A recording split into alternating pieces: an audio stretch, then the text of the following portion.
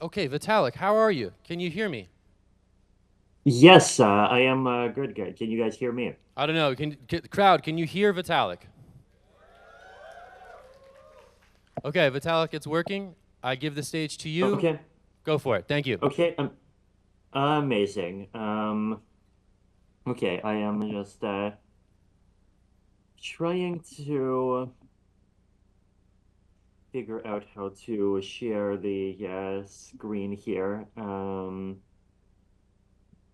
It's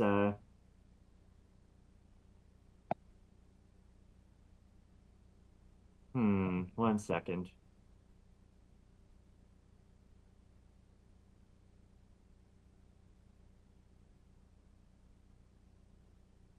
Hmm, hmm, hmm.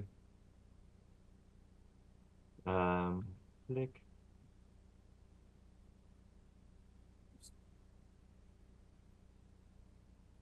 This is so fascinating. It is somehow not working, but that's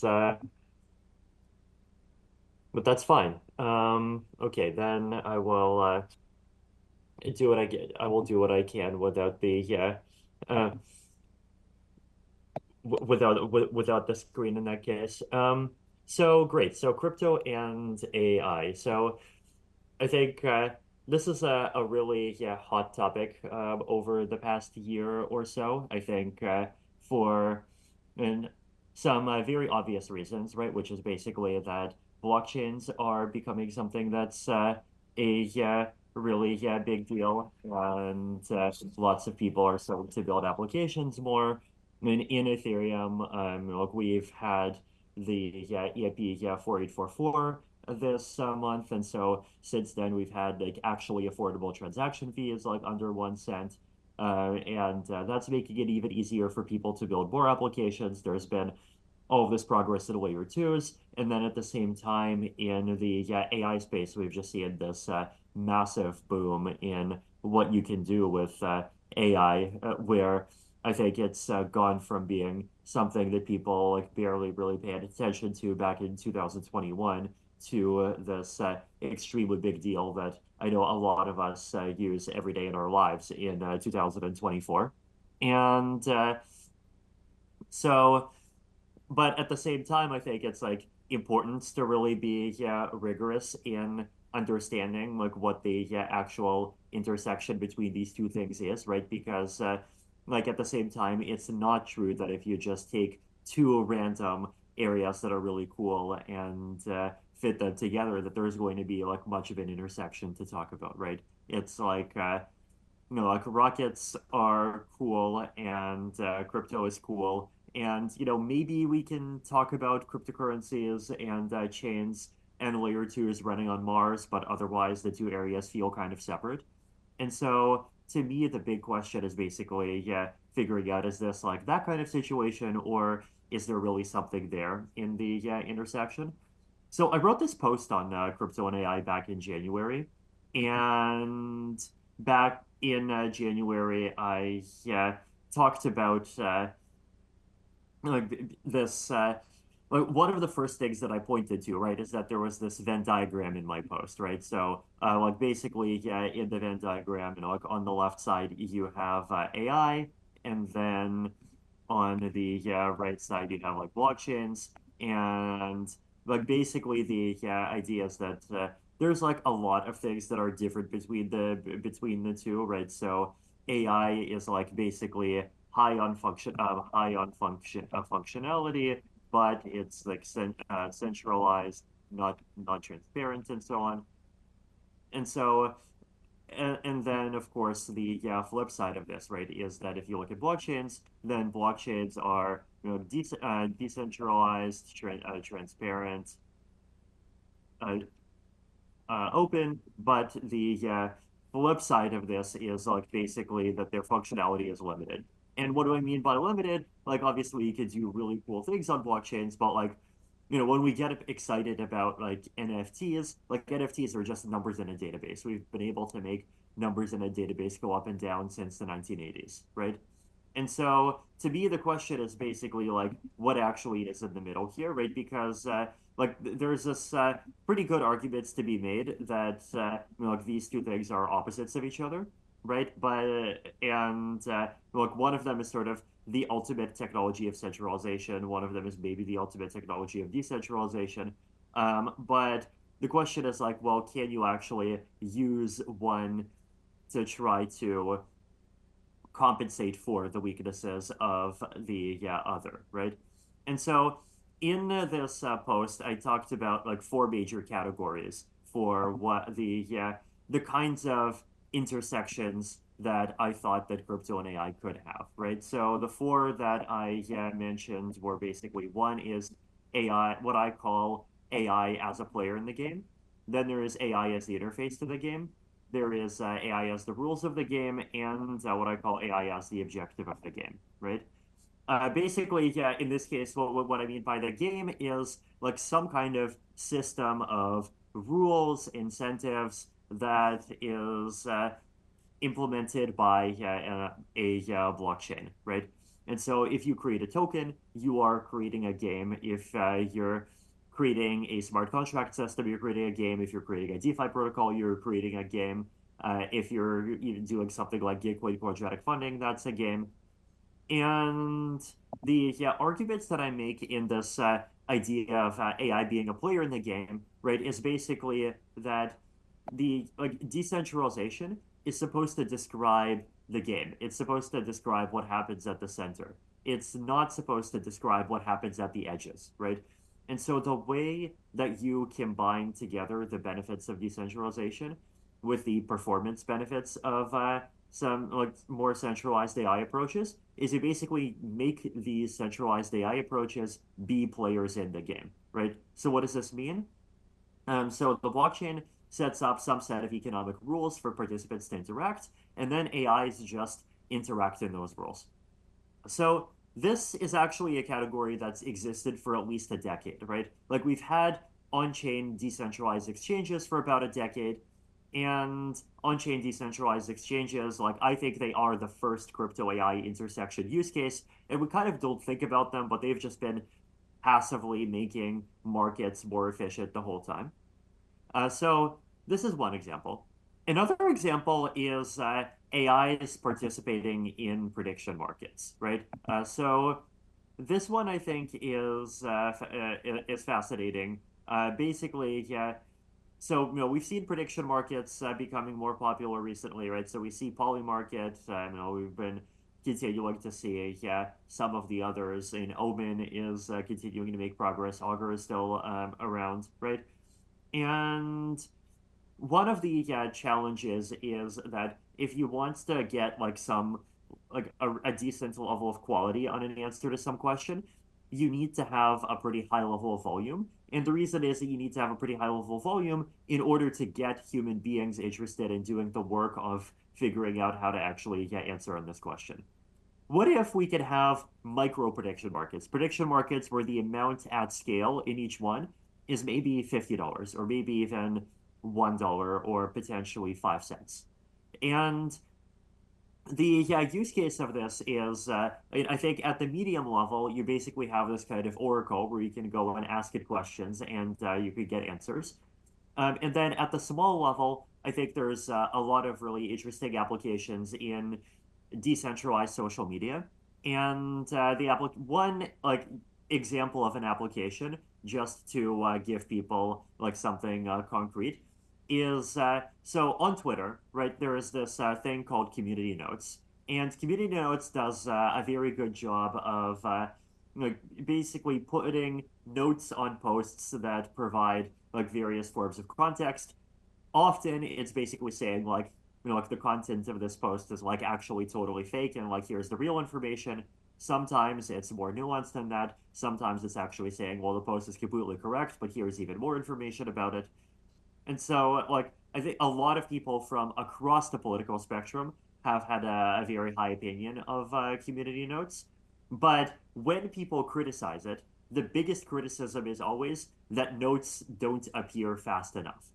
And one way to think about prediction markets as a building block is that they can make other mechanisms faster. They can be like it's basically like the equivalent of distilling an AI, right? Basically, yeah, you take some existing mechanism and then you make some like much faster thing that gets incentivized to do an as good job as possible of predicting the slower thing, right?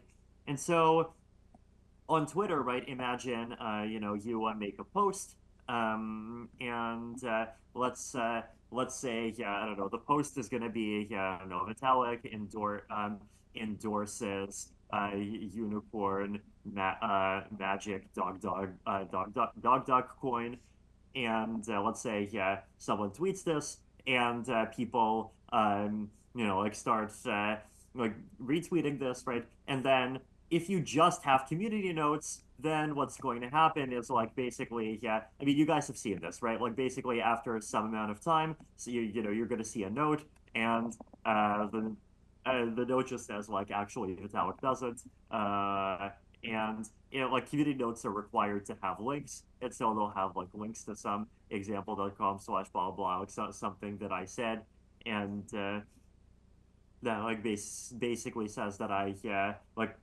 haven't actually endorsed anything, or that I don't endorse stupid coins in general.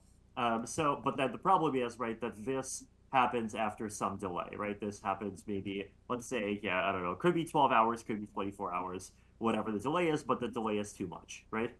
And so the question is like, well, here's what you can do. You can basically create a prediction market, and the goal of that prediction market would basically be, like you could ask a question of like, will there be a note saying that this post is misleading, just to keep things simple, right? And that note is something that you and then people could start betting on the prediction market, right? And the prediction market here could have like a very small size, like it could literally be 0.1. When it's 0.1, there's no point whatsoever in human beings participating in this, right? This is basically just LLMs, bots, AIs, algorithms that are fighting it off against other ones, right? And then the nice thing about this is that like you actually have a ground truth at the end, right? And the ground truth at the end is you can have a more democratic mechanism that's much, much slower, that involves a lot of people that making a decision. And then this mechanism will actually might put the note at the end, and then it would then give rewards to people who predicted correctly, right? So over here, basically what we have here is a mechanism that is low cost but fast, but it's in terms of it's missing incentives, right? Basically, because if you just like get LLMs to do things on their own, then there's a question of like, well, are the LLMs going to be biased? What are their motivations? Who's actually training them? And all these things, right? And then over here, what you have is you have a highly legitimate mechanism that is like accurate, robust, but it's expensive and slow. And so what you use is you basically say you're using this thing, like the prediction market, as a predictor for the community notes, and that way, like you actually get signals, basically, saying, like instead of like this being in 24 hours, you might have a note, like over here saying prediction markets show 93% chance mis misleading, and so you actually get like something that is both democratic and fast at the same time. So this is like just one example of prediction markets as a player in a game. So so this is one section, right? Now let's talk about some other sections. AI as an interface to the game. So this is also a really important category, right? Here, basically, the idea is that like this one thing that already exists is that crypto wallets have all kinds of features in them that show them that like a page that a user is about to visit could be a scam, could be misleading, could be something else, right? And like scams and fraud in general, like starting to be an increasingly a really big problem. And AI is unfortunately going to keep making the problem worse. And scammers are really sophisticated. So I actually wrote a post about a couple months after this where I talk about the need for people to start understanding and using security questions everywhere. But what if AI could also help you here, right? And the way that AI would help is basically you could have models that are running client side, so fully on the side of the client, not sending any information off to any centralized server, purely acting to protect you. And these models would analyze all of the messages that are coming in, and they would give you a warning if they see something that's potentially misleading, right? And this is something that I think makes sense for like text messaging. It's something that makes sense for social media. I think it's something that also makes sense for crypto wallets, right? So this would be wallets incorporating features. Right now, there isn't really any use of AI. Right now, it's just like very simple, like blacklists and whitelists. But other potentially AI could make this much more powerful. So AI is the interface to the game. Now, AI as the rules of the game, this is like something that's a lot more tricky, right? So when we say AI as the rules of the game, what we mean is like there's this idea that people get excited about sometimes of like, let's have AI judges because AI judges are going to be less biased, for example, right? And like that's and I see the premise, but also that's risky because we know that like actually AI models definitely have biases. Their biases come from their training data, and actually, if the training data is opaque, then the biases of the AI are going to be opaque as well. And that's one of the problems. The other problem is that there's this issue called adversarial machine learning. And the issue with adversarial machine learning is basically that, like, you have, like, there are things that people have, like, I'll just give one example directly, right? People have literally created masks, like masks that you can wear on your face, right? Like, combination of like COVID mask, maybe like something on your eyes. And if you wear this mask, then at least for like some subset of cameras, those cameras will not recognize you as a person, or potentially they might even misreport you as being a different person, right? So like these kinds of attacks are like actually pretty challenging. And one of the issues is that, well, AI, if you have AI where the pipeline of like how the AI was trained is insecure, then you have like centralized attacks. But on the other hand, if you have AIs where the way that the AI was trained, the data, the entire process was open, then that actually makes it easier to do other kinds of attacks, which is basically attacks where you try to like optimize these kinds of masks locally, and then you run it against your local copy of the AI a billion times, and then you will take that attack and then you apply it in the real world, right? And so the question is like, can we create AI models where you get confidence that the training process was fair, but at the same time, like the AI model can sort of contain some kind of private key, like some level of data that can be used to like actually fool these kinds, break these kinds of attacks. And so with cryptography, you actually can, right?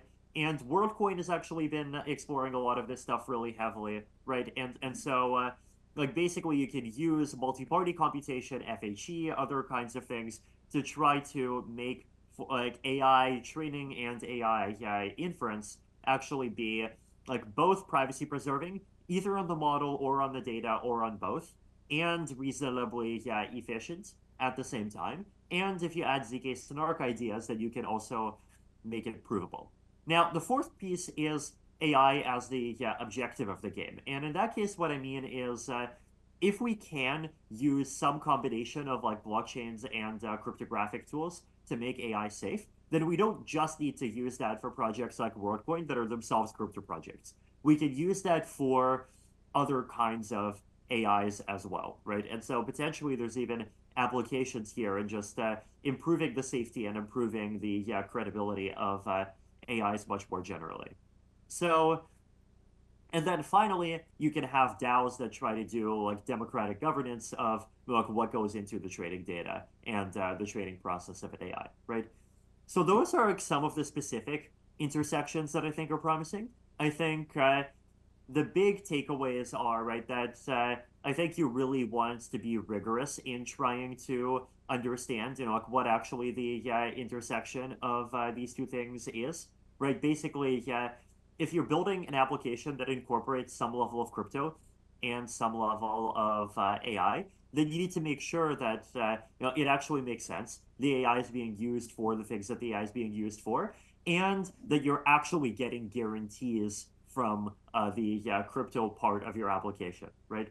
There's a lot of AI applications or crypto AI applications that I've seen that basically just look like, oh, you just publish some data on chain and you like put hashes of trading data. But the question is like, well, is that actually going to be that like secure by itself, right? Like, what's the actual security property that doing that gives you? And so I think if you want to build an application that incorporates some combinations of both, then like it's really important to have like a really clear and a really technically strong story about how those two pieces actually fit together. And I think if they do, then like I think there's a lot of opportunity to do some really powerful and amazing things.